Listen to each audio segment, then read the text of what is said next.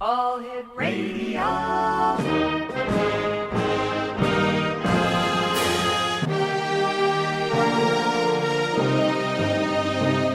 Welcome to the X Zone, a place where fact is fiction and fiction is reality. Now, here's your host, Rob McConnell.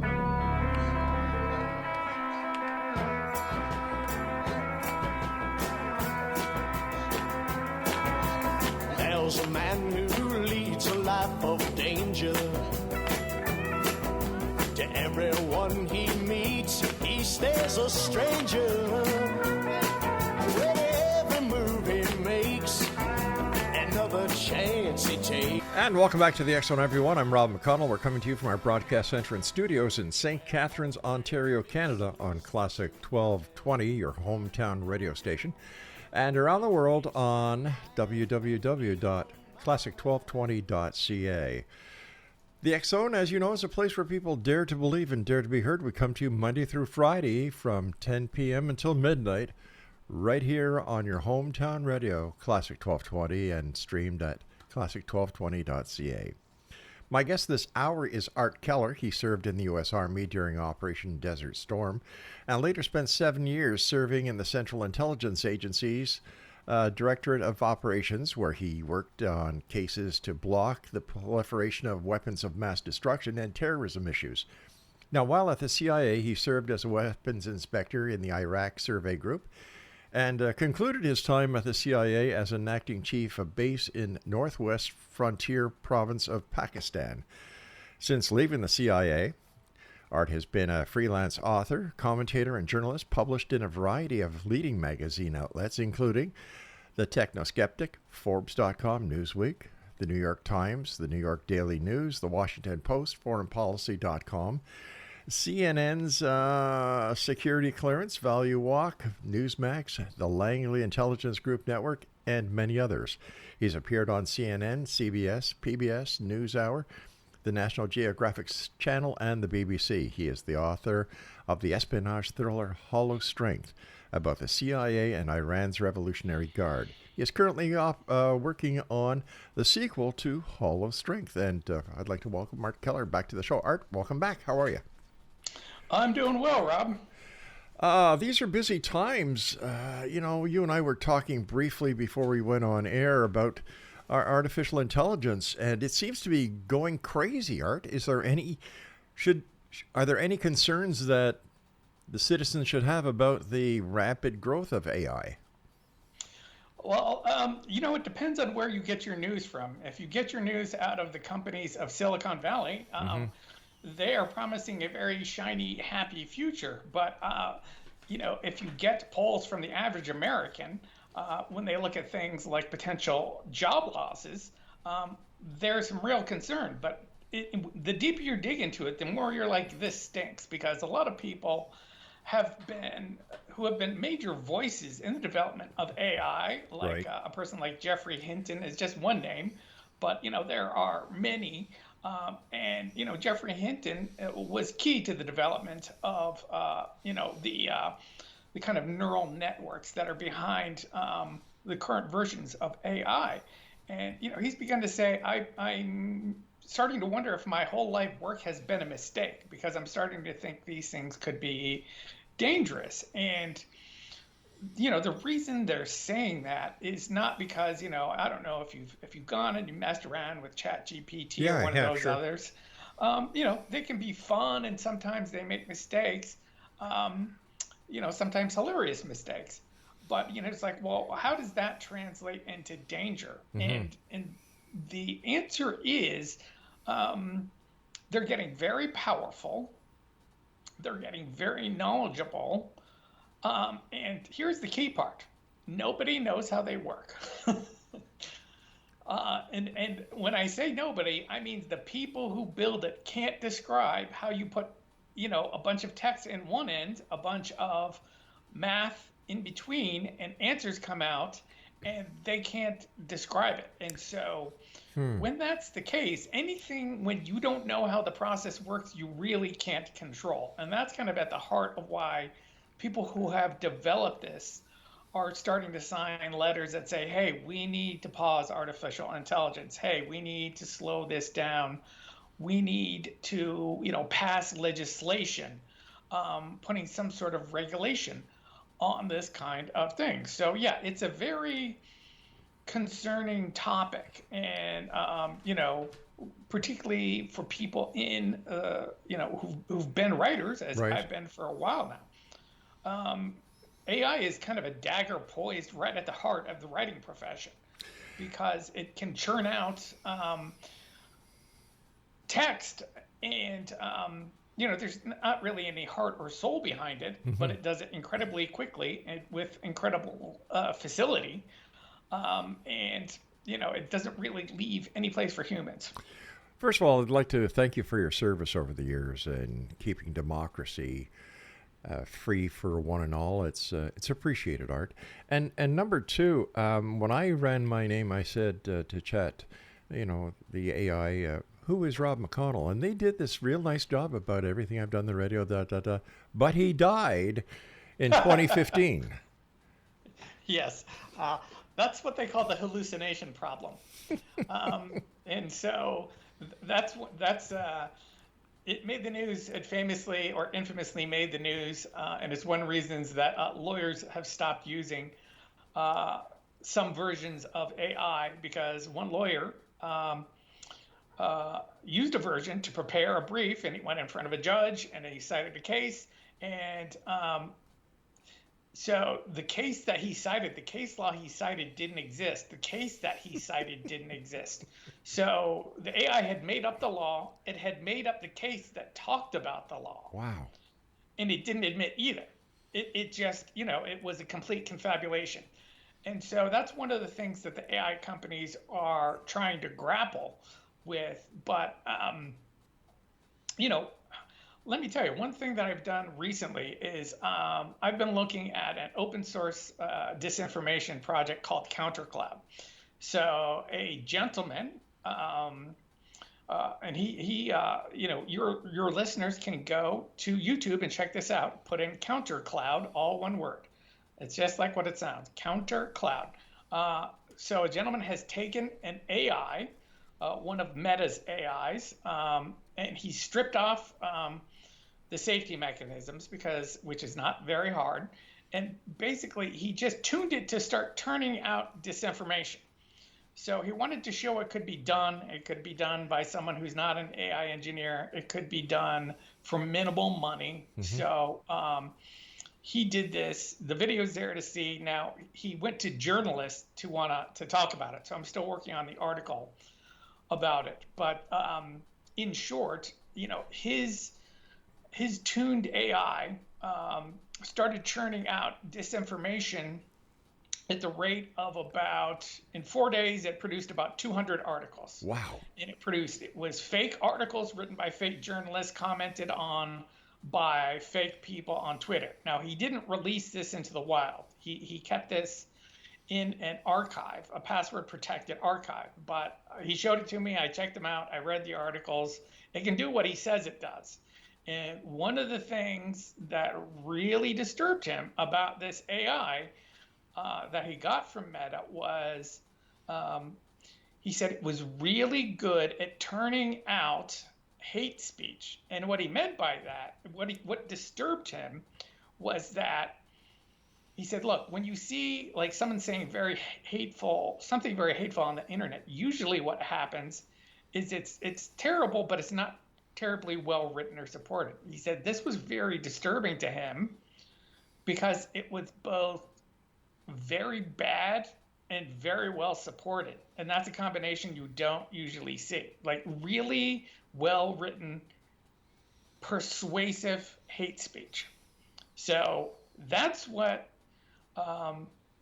Meta's open source AI models can turn out now if you know how to take the safety stuff off, and it's not very hard. Unreal. How is AI going to affect the job markets?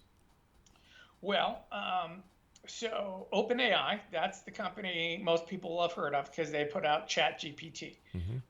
So OpenAI did a study with I want to say University of Pennsylvania economists, and I'm spitballing the numbers, but I'm in the ballpark here. They said basically, about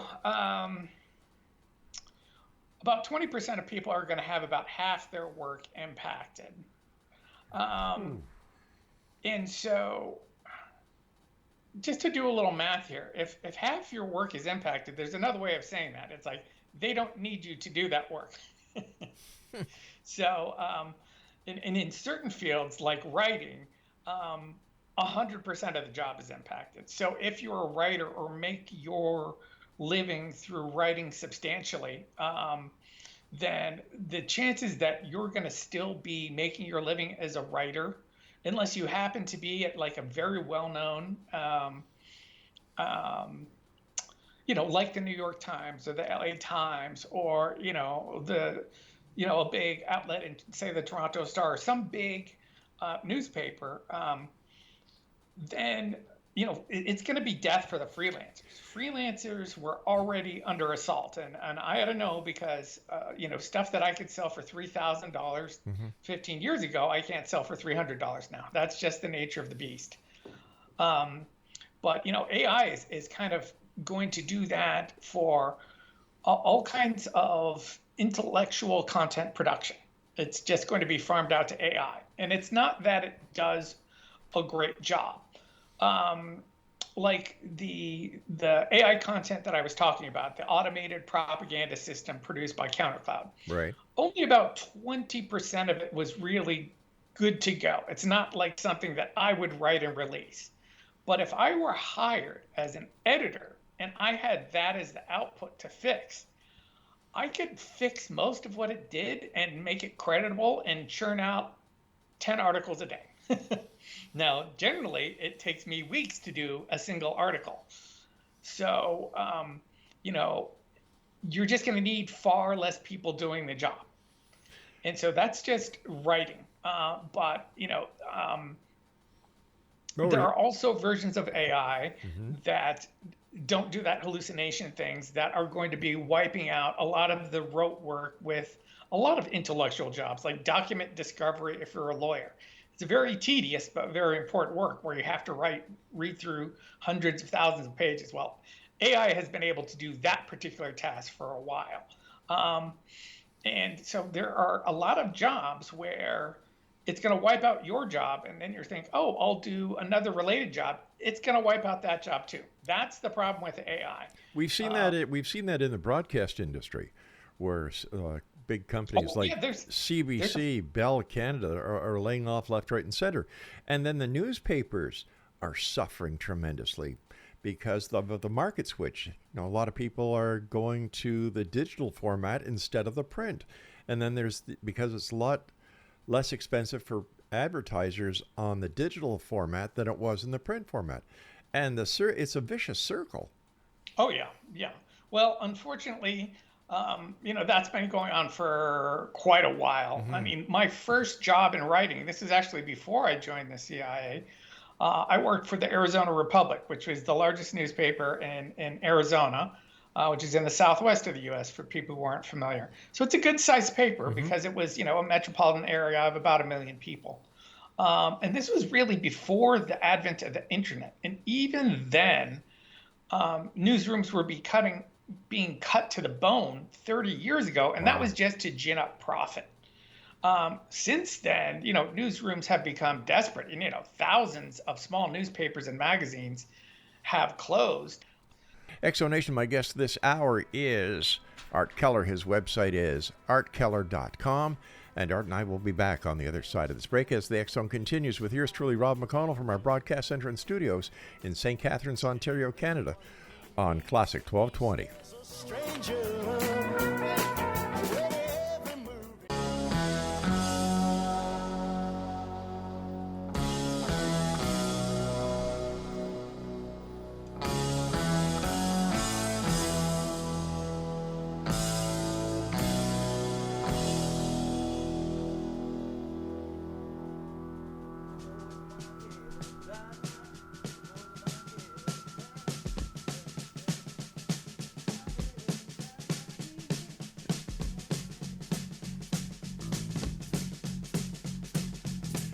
Welcome back, everyone. This is the X Zone. I'm Rob McConnell. We're coming to you from our broadcast center and studios in St. Catharines, Ontario, Canada, on your hometown radio, Classic 1220, and streamed at www.classic1220.ca. Art Keller's our very special guest this hour. His website is artkeller.com and technoskeptic.substack.com, where he is the managing editor. Art, thanks very much for joining us. And you and I were talking about how artificial intelligence is going to affect school kids. And you just were going to tell us something when we had to go to that hard break. Sure. Well, a couple things. Let's circle back to what I told you before about the education software spying on them. Yeah. But first, kind of like a bigger consideration. So I was talking about David Krakauer. He's a brilliant guy. He heads the Santa Fe Institute think tank. Mm-hmm. And so, he's been thinking about big issues like this for a long time. And one of the things he studies, and I know it sounds funny, but he studies human stupidity. And so he in studying that, he complexity in human stupidity is really what he studies. And so and this is one of the topics that he's an expert in is how people learn, how people make decisions, how information crosses pipelines. And one of the things that we talked about, one of his big concerns about AI is it's going to outsource kind of the rote learning. And so if it seemed, think of it like, a lot of people, they never really get decent at basic arithmetic now because they have a calculator. Right. Well, AI has the potential to make everyone reliant on it for kind of everything. And the problem that he saw with that as a big thinker was that human progress doesn't come from, memorized times tables, but it relies on you having a vast base of knowledge that with inspiration and in combination, you can use to come up with new ideas. And maybe AI in the future will be able to do that. But right now, it can generate text, but it doesn't actually generate new science. It doesn't generate new things.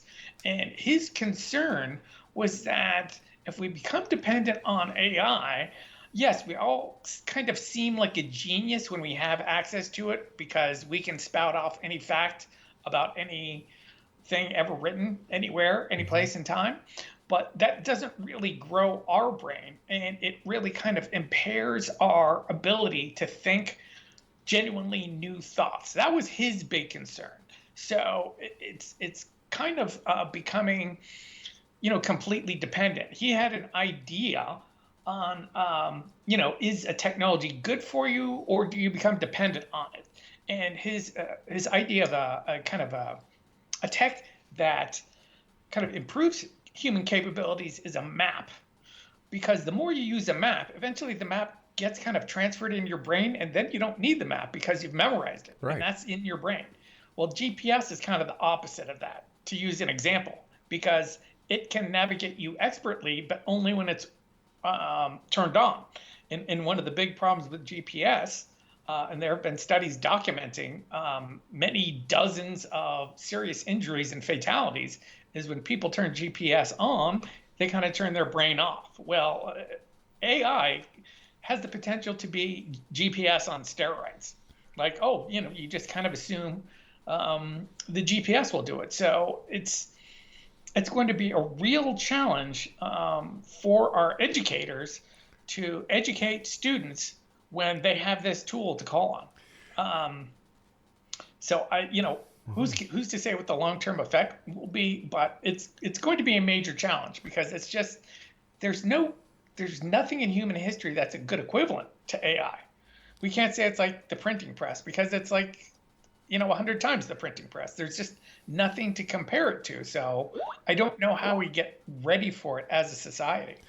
We saw, or at least I did, during COVID, when students had to use Zoom and other online platforms to continue their classes and so on. It was like kids weren't getting it. You know, Yeah. the marks dropped, interest in school dropped. Kids who were A-class students dropped drastically because they didn't have the interaction with the classmates and they didn't have the interaction with the teacher. So if this is what we saw during COVID using the technology we have right now, I shudder to think what's going to happen in the future. Well, it's funny you should say that. So one of the people who's he thankfully, we're proud to have him on board. He's an actual advisor to the Technoskeptic magazine. He's a brilliant technologist himself. He's got a PhD in computer science from, I believe, Yale. He worked at Berkeley. He worked at Microsoft. So he's no Luddite. Mm-hmm. But he wrote a book called Geek Heresy. His name's Kentaro Toyama. And so he wrote Geek Heresy, and it was about his experiment.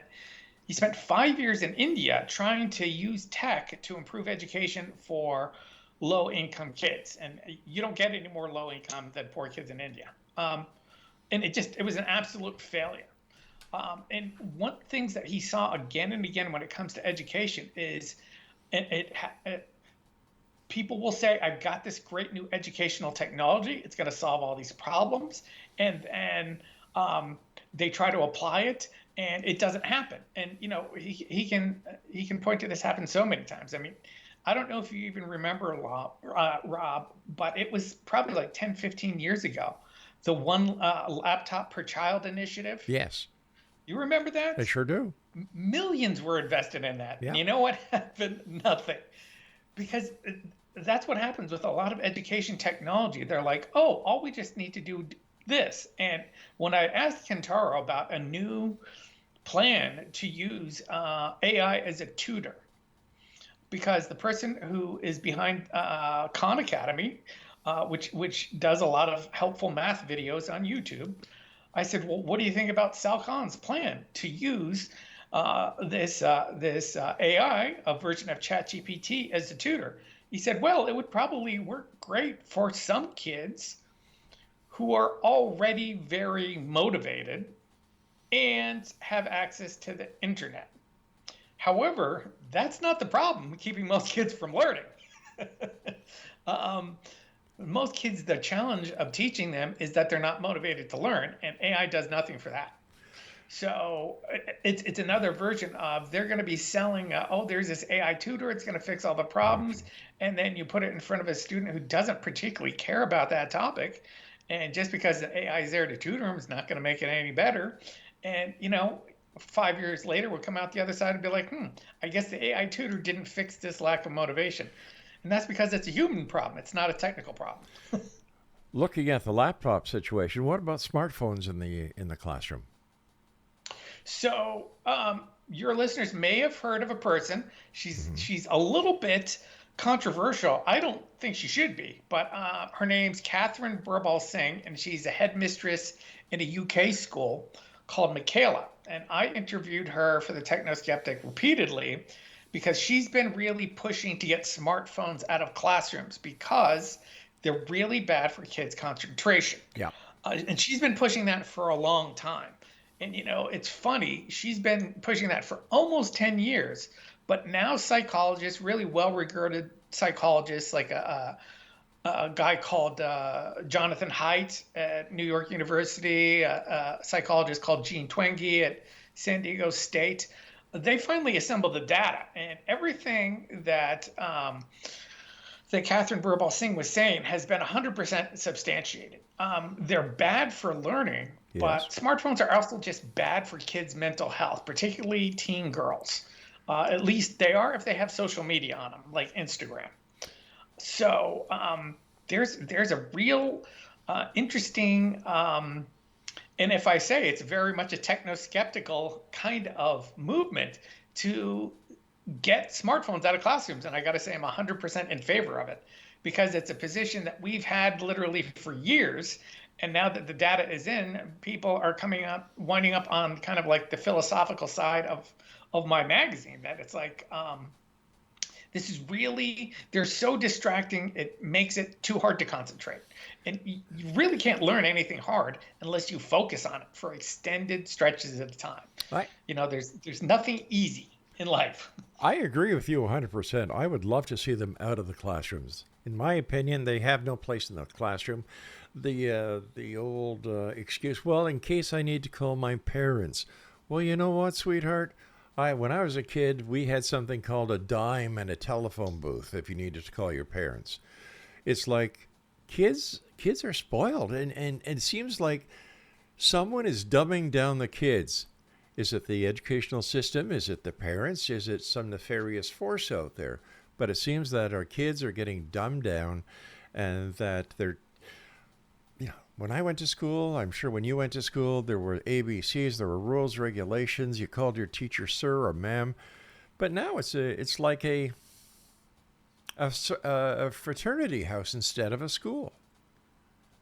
Well, that's one of the other reasons that Catherine Bobal Singh's school is so successful. One, she fights really hard to get smartphones out of the students' hands. But two, it's also old-fashioned strict. Yeah. People have to pay attention to the teacher. People have to do their homework. And so a lot of the people who don't like they want something, called child-led learning. She's like, no, that's ridiculous. Children are there to learn. They can't lead the learning. They don't know enough yet. So she's very much conservative and old-fashioned. And here's the thing. People don't like it because they don't like some of her quote-unquote conservative notions. But her school, it's the equivalent of a charter school, is the highest rated school in the UK. So you can't argue with the results.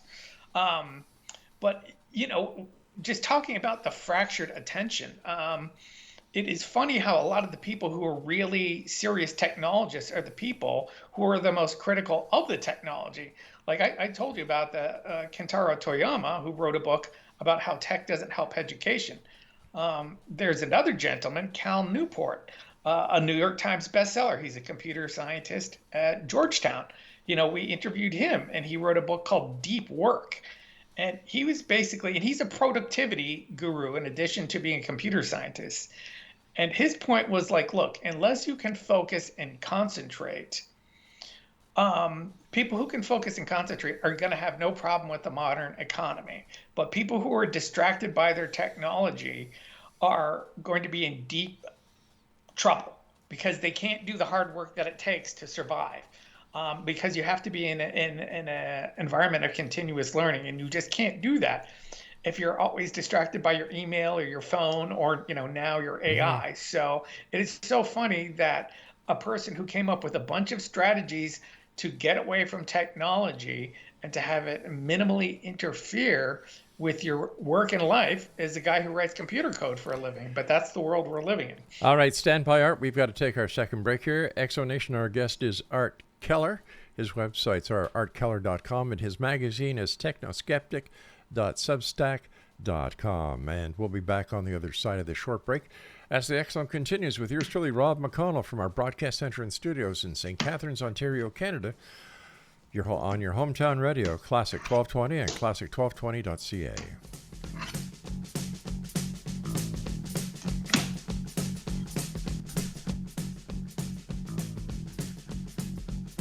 I've been driving all night, my hands wet on the wheel. There's a voice in my head that drives my heel.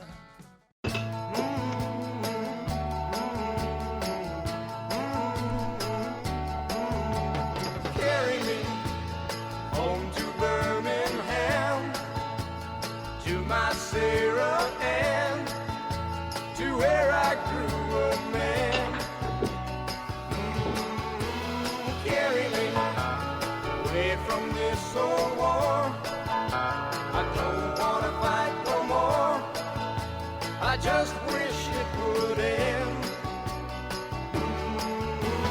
Here I'm tied. And welcome back to Exonation. Art Keller is my special guest this hour. artkeller.com and technoskeptic.substack.com. And we're coming to you from our broadcast center and studios in St. Catharines, Ontario, Canada, on your hometown radio, Classic 1220, and streaming on classic1220.ca. Art, do people realize that if the power goes out, the grid goes down, so do the smartphones? You know, that's almost a philosophical question. I think we're training ourselves to become completely dependent on that. I don't think, people of, I'm Gen X. So, when people in my generation, when the phone goes down, it's like, oh, that's a relief. The phone is off. Yeah. But so just to take it back to how hard it was to train people or to train kids to give up their phones. Kids were in a panic when Catherine Birbal Singh was trying to get kids to turn off their smartphones. And what they would do when the parents tried to take the phones away is they would call social services and report their own parents for child abuse. They would lock. Jeez, you've got to be kidding. Oh, no. They would lock crap. themselves in the rooms and refuse to come out. And so, it's like, I think it's really hard to grasp for people of a certain age to realize that it might as well be welded into people's hands. And so the way that they got around that in that charter school in the UK, the award-winning school, is when parents were like, I need to contact our kids. She's like, fine, we're going to sell you below cost what she calls a brick phone. It's just an old-fashioned flip phone. It just doesn't have any internet access. Right. It's like, you need to reach your kid, call your kid. You can even send a short text. It just has no access to the internet. And so that pretty much quashes the parents' objection. But it doesn't do all the things to kind of mess with kids' minds to break their concentration, because it really is just a way to talk to people. Unbelievable. Oh, my gosh. We were also talking earlier, before we went on air, about a surveillance laser weapon that you raised some very important points about. So yeah, I was reporting on this. It's not a weapon. So let me give you a little backstory. Okay. So it was first reported on just very briefly by the Massachusetts Institute of Technology Review. So that's probably the premier magazine in the world for, cool new gadgets. Mm-hmm. And so they had a little write-up on it, and they called it Jetson, like the old cartoon show, the Jetsons. It was all set in the future, if you remember. Exactly, George Jetson. Yeah. So what this thing does is, what they reported is, okay, here's this laser. It maybe works out to a couple hundred meters. Mm-hmm. And with it, we can identify people. And it was being designed so that people on the battlefield in Afghanistan could pick out the Taliban guys from the civilians, because if you know how that worked, is the Taliban guys didn't have a uniform. They would hide in among the civilians. So this was to try to distinguish it. And so it's a great idea for that application. But my question was, one, how does this really work? And more importantly, since I'm a big believer in civil liberties, who else is going to get access to this thing? Because it's a very powerful piece of technology. And so I interviewed the guy for the Department of Defense, the engineer who developed it. And he said, this is great technology, and it works like a charm, and it does what we want it to do. And I said, great. And so I had that interview, and then but I kept digging, and I was able to figure out the stuff that they wouldn't talk about in their interview, which is how it does what it does. And how it does what it does is when you're breathing and your heart is beating, each human has a unique signature of those two things combined, and it's more unique than DNA. Mm. And so it can nail Rob or Art or anyone you can shake a stick at with more than DNA-like accuracy at a great distance. Now, the engineer said, well, I don't want to say it could be done from space, but, theoretically, it's more possible than 200 years. So 200 yards. So what he was doing there is, there's an old thing in the Department of Defense. You don't reveal the full capabilities. But this operates by a laser, and a laser can work for a kilometer with no particular problem unless there's rain or something to interfere with it. So I think 200 meters is kind of the bottom end of how far away it works. And so it's like the plan was we're gonna pair this up with face recognition software. And so, say you're crossing the border from the U.S. into Canada, you go through the port of entry, Right. and it's got something that takes your picture, and then it's got this laser it's pointed at you.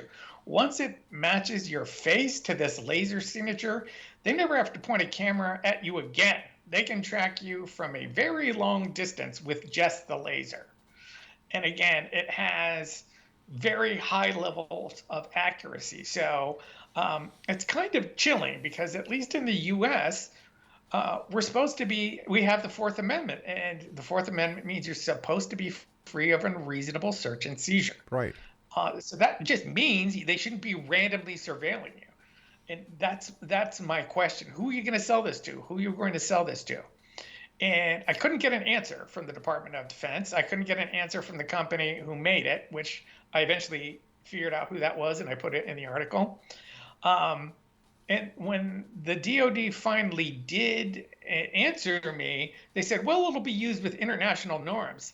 And I was like, what does that even mean? That's gobbledygook. There are no international norms around this. This is a new piece of technology. You set the norms. It's your technology. So it was really kind of frustrating. And then I want to say 6 months after that article was published, I finally got a Freedom of Information Act request back from the Department of Defense. And what they said was, Jetson? What Jetson? We don't know what you're talking about. So what that means for someone who's been on the inside of the classified world is probably what happened is once I started digging into things, someone thought, oh, we probably shouldn't have publicized this. Let's classify the whole program. So now it doesn't exist as far as the Department of Defense is concerned. But the details of how it works are on the Technoskeptic if anyone wants to check it out. And, the company that sells this, they advertise what it can do. So it's still for sale to the right people. We just don't know who the U.S. government has licensed it to sale for, and they won't tell us. Well, if they sell it to the good guys, I'm happy. But if the bad guys get a hold of it, it's not very good, really. Well, I just don't want. I don't know if you guys saw this, but I grew up watching what was it called, the Andy Griffith Show. Oh, of course, yeah. I don't want every Barney Fife in the world having access to this thing, so he can surveil me from a kilometer away for no good reason. But there should be a reason for pointing a camera or pointing a surveillance device at me, and that's very frustrating. I agree, and that's why Barney only had one bullet. Exactly. Exactly. He had to keep it in his pocket. Yeah. Oh, my gosh. Earlier we were talking about schools, and, we talked about the phones in schools and so on. But you and I were also talking about educational software that they use to spy on and monetize. Yes. So we did a report on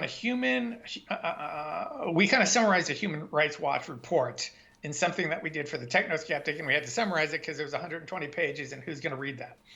But so this is a ed tech. So, it was, and not to get conspiratorial, but one of the things that COVID did when kids were staying at home, governments and companies had to figure out a way, it's like, how are we going to teach these kids?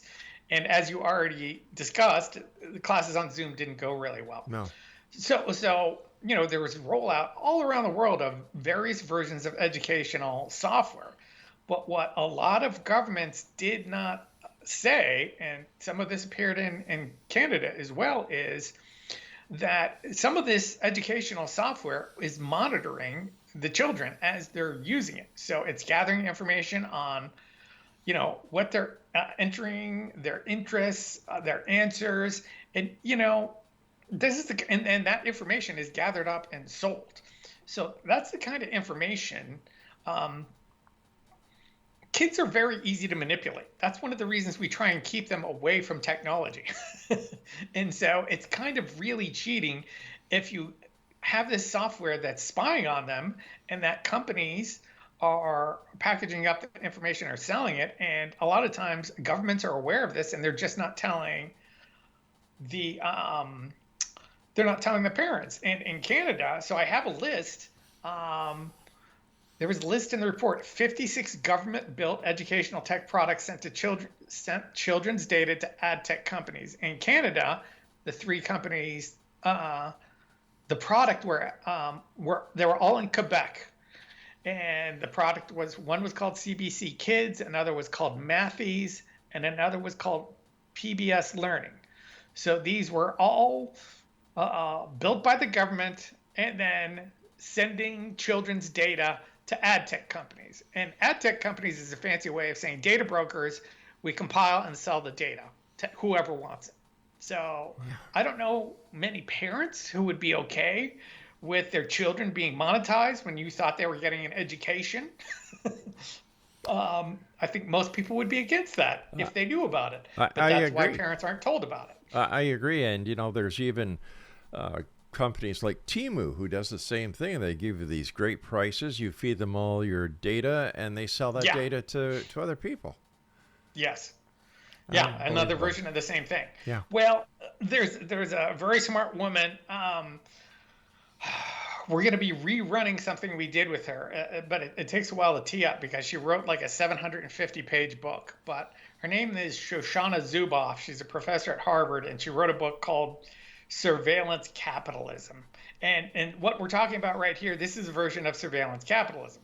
And it's the business of gathering information on all of us and selling information on all of us. And, ultimately, that's why Facebook is free. That's why Google is free. That's why all these free things are free. It's like, well, it's because we're not the users, we're the product. We use the things, and the things we're using gather information on us, which are then sold off so people can advertise to us. Now, in the U.S. and at a lot of places, information that the government is not allowed to get with a warrant, it can then go buy from one of these data broker companies. So it's like, well, it seems harmless when it's just like, oh, who cares if Google reads my email? And it's like, well, it's not that it reads your email. It just reads your email plus everywhere you went on their internet, everything you ever looked at, a million other things. And then it has deals with, your grocery store so that it knows what you bought there and a bunch of other things that you're not aware of. All right, Art, I hate to do this to you again, my friend, but we've got to take our final break. Art Keller's our guest this hour, X Zone Nation. And Art will be back with me as we wrap up this hour and this evening here in the X Zone from our broadcast center and studios in St. Catharines, Ontario, Canada, on your hometown radio, Classic 1220, streamed at classic1220.ca. Carry me with you round.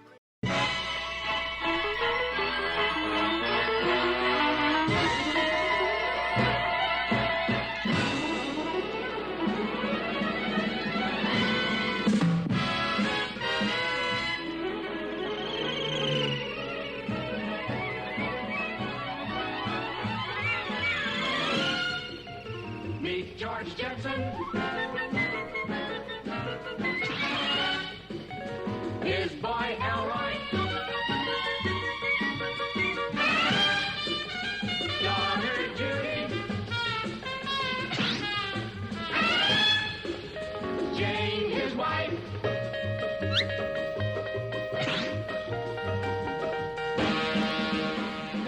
And welcome back, everyone. That was the Jetsons theme from the TV show, and our producer Craig was actually able to find that in the archives, and he played it for Art Keller, our guest this hour. And you had me chuckling. Yeah. And if you'd like to get more information about Art, his website is artkeller.com, and his magazine is called Technoskeptic. It's available at technoskeptic.substack.com. So we've got all this information that is readily available, and I've heard where a lot of modern day crime is being committed by people just walking by with what are they called? card readers that you don't actually have to do anything, but the RF frequency of the credit card is Oh yeah, card skimming, Card skimming. a remote card skimming. Yeah. Oh, I haven't looked in that in particular, but yeah, I mean, you have information in your credit cards, and unless you have one of those sleeves on your wallet or in your credit cards, and sometimes people can skim that information. Yeah. I remember years ago, people were worried that Big Brother was watching them. And I would tell them, do you have a social insurance number or a social security number? Oh, yeah. Do you use a debit card? Of course. Do you use a credit card? Well, of course. Do you have a passport? Of course. Well, you're already being watched if they want to watch you. And then my logic was, well, if you've got nothing to fear, you've got nothing to hide. Or if you've got nothing to hide, you've got nothing to fear. And it seems today that Big Brother has way more access than I'm sure we even know about. Yes. And it's, it could be that Americans are just stubbornly independent or libertarian or whatever it is, but I kind of like the design that says you don't get this information unless you have a reason to have it. Yeah. That's kind of the reasoning behind the Fourth Amendment. And so the idea of you can just gather infinite quantities of information, be it from the government or from corporate entities, they can use it however they want. Well, one thing we know that corporate entities are using, they're using it to sell more to you. They're using it to subtly manipulate you. So one of the things that people are really worried about in AI is that it will be able to micro-target ads to you because it'll know you inside and out. It'll know everything you put on the internet. It'll know everything you've ever bought. It'll know what really gets you angry. And so they're also really worried about that in the 2024 election system in the U.S. Because, the age of AI and automated misinformation is here. Yeah. Like I said at the top of the show, when I was talking about CounterCloud, this gentleman whipped up something with basically free. It cost him $500 AI to just churn out automated propaganda pieces, and it's really kind of scary. But to like take things in a different direction. When our magazine talks about technology and people think of that as just stuff coming out of Silicon Valley, but technology has a lot of faces. One of the things that we're seeing now in the U.S. is it's become very popular to talk about these new weight loss drugs, Ozempic, Wegovy, and whatever. And if those help people lose weight, great. But we're not addressing the root cause of that. And the root cause of that is that food chemists for the last 50 years have been messing with our taste buds so that we eat too much. That's a misuse of technology.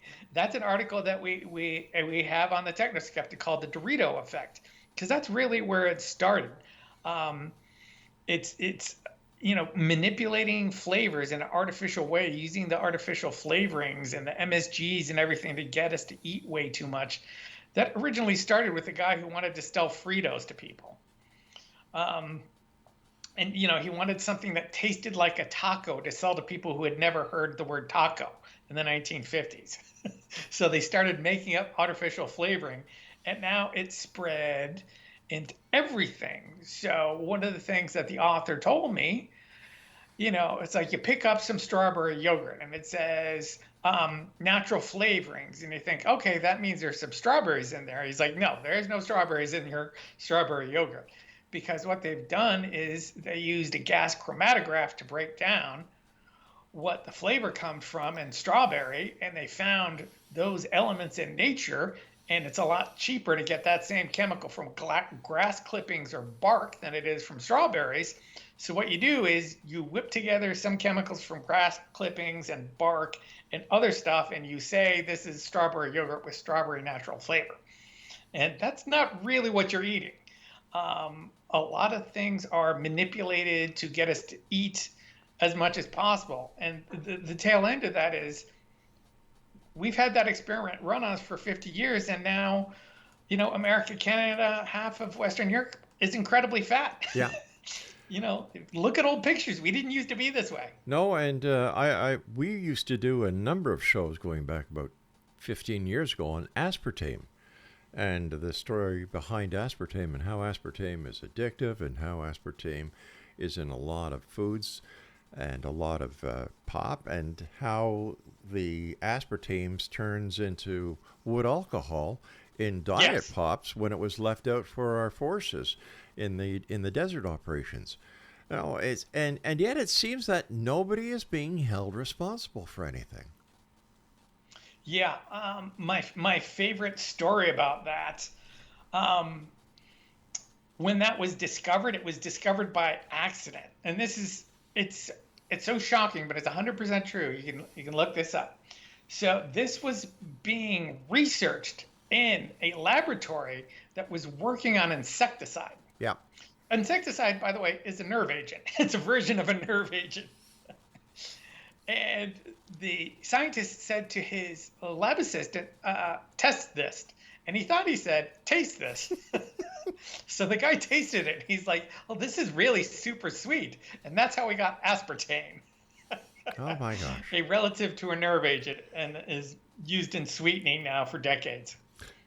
It seems that as long as it's advertised, people think that it's great. Well, let's look at what we give the kids. That's Ritalin. It's a derivative of what cocaine. A methamphetamine. Yeah. It's a speed. Yeah. It's an amphetamine. Right. So here we go. Here, kid, get high and leave me alone. How do you see? How do you and the other people at Technoskeptic see the outbreak of technology that kids are using all the time? Well, one, it fragments attention, but it hinders learning because it's an unnatural environment. But it's funny you should say. I'm looking at another article that we wrote called about kids' desk set. One of the reasons that you need Ritalin, and you need it for boys in particular, is because little boys are restless. They have energy to burn off. And, there are studies after study that shows recess of where kids get to play vigorously is absolutely fantastically productive for learning. And it involves no technology. It involves, here's a ball, kid, go play with it for about 15 minutes. Go run and shout and punch each other and then come back in. And when they do, they're ready to learn because their brain produces what's called brain-derived neurotropic factor. I know that's a mouthful, but it's a brain chemical. And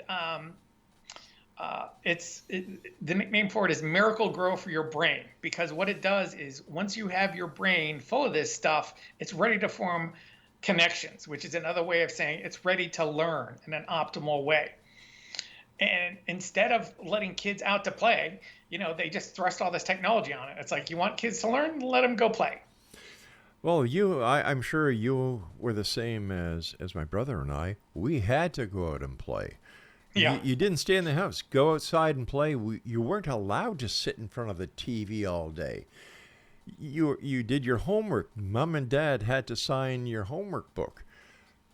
People were more responsible, more respectful, and I think that technology is dumbing society down. And I think that AI, with what we have now, it's a dangerous combination. There's definitely a piece of that of technology, but we also have to take the blame for ourselves in that, parents have gotten more fearful. I mean, all right, so that is ultimately about technology too, because every time a kid goes missing, it's known across the country. Yeah. And you're like, kidnappings and abuse and a bunch of horrible things, the rates of those have plummeted, but parents are convinced that they happen more than ever. So the effect of that is kids don't get to play anymore. And in fact, the same psychologist I talked about, Jonathan Haidt, who was talking about getting kids out getting smartphones out of schools, he's also talking about a new thing called free range kids, which is like free range cows. It's a movement to get kids to be able to play independently. because, in a lot of the U.S. anyways, if you let your kid out to play, people will call the cops on you. Things that I used to do, you'll get the cops called on you if you're a parent. And it's just ridiculous. They don't realize kids need to build up their own problem solving and independence.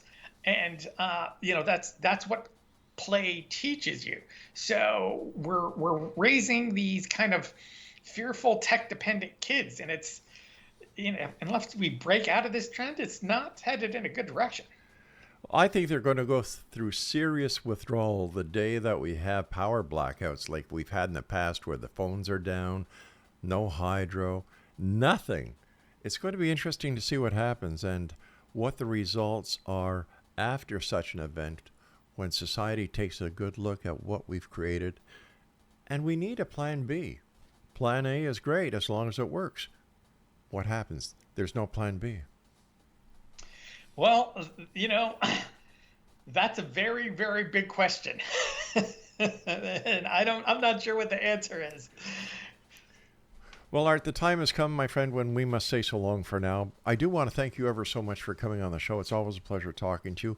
And once again, thank you for your service overseas and for the work you did both as the member of the military and as a member of the CIA. Thank you, sir. Well, I appreciate it. I hope I'm serving now in a different way of just kind of giving people a heads up about problematic technology that they don't encounter in their day-to-day life. Well, I look forward to the next time you and I meet here in the X Zone. Until then, be safe and just keep the wonderful work up that you and everybody at Technoskeptic do. Okay, great. Thanks, Rob. Take care, bud. All right, X Zone Nation, that's it for tonight. I will be back on, the next edition. I think it's Monday, as we cross the time-space continuum to this place that I call the X Zone, a place where people dare to believe and dare to be heard, Monday through Friday from 10 p.m. Eastern until midnight. From our broadcast center and studios in St. Catharines, Ontario, Canada, on your hometown radio, Classic 1220, and streamed around the world on classic1220.ca. So until next we meet here in the X Zone, remember, X Zone Nation, always keep your eyes to the sky and your heart to the light. Good night, everyone.